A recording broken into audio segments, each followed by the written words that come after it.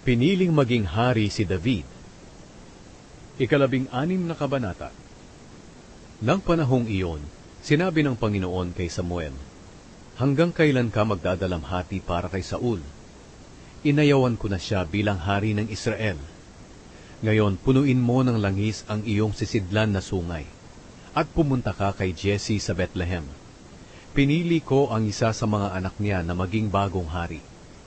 Pero sinabi ni Samuel, "Paano ako makakapunta roon? Kapag nalaman ito ni Saul, tiyak na ipapapatay niya ako." Sinabi ng Panginoon, "Magdala ka ng isang dumalagang baka sa Bethlehem, at sabihin mo sa mga tao na pumunta ka roon para maghandog sa Panginoon. Imbitahin mo si Jesse na sumama sa paghahandog, at tuturuan kita kung ano ang gagawin mo. Ituturo ko sa iyo ang anak niyang pinili ko para maging hari, at papahiran mo ng langis ang kanyang ulo." Sinunod ni Samuel ang iniutos ng Panginoon. Pagdating niya sa Bethlehem, sinalubong siya ng mga tagapamahala ng bayan na nanginginig sa takot. Nagtanong sila, "Kapayapaan ba ang pakay mo sa pagpunta rito?" Sumagot si Samuel, "Oo, matiwasay akong pumunta rito para maghandog sa Panginoon. Maglinis kayo ng sarili ninyo sa pagharap sa Kanya, at sumama kayo sa akin sa paghahandog." Pagkatapos, ginawa ni Samuel ang seremonya para linisin si Jesse at ang mga anak niya, at inanyayahan din sila sa paghahandog. Pagdating nila, nakita ni Samuel si Eliab, at naisip niya, siguradong siya na ang pinili ng Panginoon na maging hari.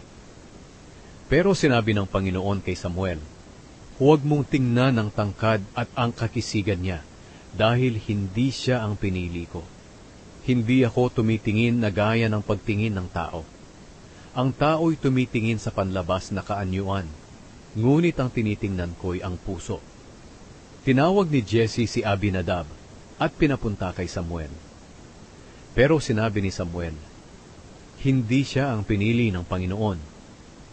Pagkatapos, pinapunta ni Jesse si Shammah kay Samuel. Pero sinabi ni Samuel, hindi rin siya ang pinili ng Panginoon. Pinapunta ni Jesse kay Samuel ang 7 niyang mga anak na lalaki. Pero sinabi ni Samuel sa kanya, wala ni isa man sa kanila ang pinili ng Panginoon. Tinanong ni Samuel si Jesse, sila na bang lahat ang anak mo? Sumagot si Jesse, may isa pa ang bunso, pero nagpapastol siya ng mga tupa. Sinabi ni Samuel, ipasundo mo siya. Hindi tayo magpapatuloy sa ating gagawin hanggat hindi siya dumarating. Kaya ipinatawag ni Jesse si David at pinapunta sa kanila. Magandang lalaki siya. Mamula-mula ang mukha at maganda ang mga mata. Pagkatapos sinabi ng Panginoon, pahiran mo siya ng langis, dahil siya ang pinili ko. Kaya kinuha ni Samuel ang langis, at pinahiran niya sa ulo si David sa harap ng kanyang mga kapatid. Simula ng araw na iyon, napuspos siya ng Espiritu ng Panginoon, at umuwi naman si Samuel sa Rama. Naglingkod si David kay Saul. Umalis kay Saul ang Espiritu ng Panginoon, at pinahirapan siya ng masamang espiritu na ipinadala ng Panginoon. Sinabi ng mga utusan ni Saul sa kanya, malinaw po na pinahihirapan kayo ng masamang espiritu na ipinadala ng Diyos. Kaya kung papayag po kayo, hahanap kami ng marunong tumugtog ng alpa. At tuwing pahihirapan kayo ng masamang espiritu na ipinadala ng Diyos, tutugtugan po niya kayo ng alpa at bubuti na ang pakiramdam ninyo. Sinabi ni Saul sa kanyang mga utusan, sige, humanap kayo ng taong marunong tumugtog ng alpa, at dalhin niyo siya sa akin. Sumagot ang isa sa kanyang mga utusan, nakita ko po na ang isa sa mga anak ni Jesse na taga Bethlehem ay magaling tumugtog ng alpa.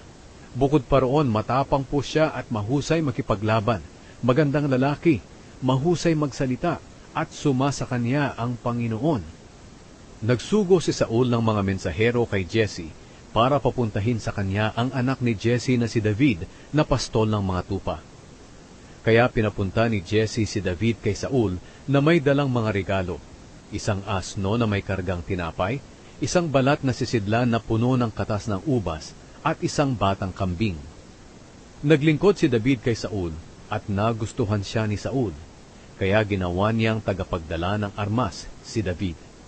Pagkatapos, nagpadala ng mensahe si Saul kay Jesse na nagsasabi, "Hayaan mong manatili rito si David para maglingkod sa akin, dahil natutuwa ako sa kanya." Sa tuwing dumarating kay Saul ang masamang espiritu na ipinapadala ng Diyos, tinutugtog ni David ang kanyang alpa. Pagkatapos, umaalis kay Saul ang masamang espiritu at bumubuti ang kanyang pakiramdam.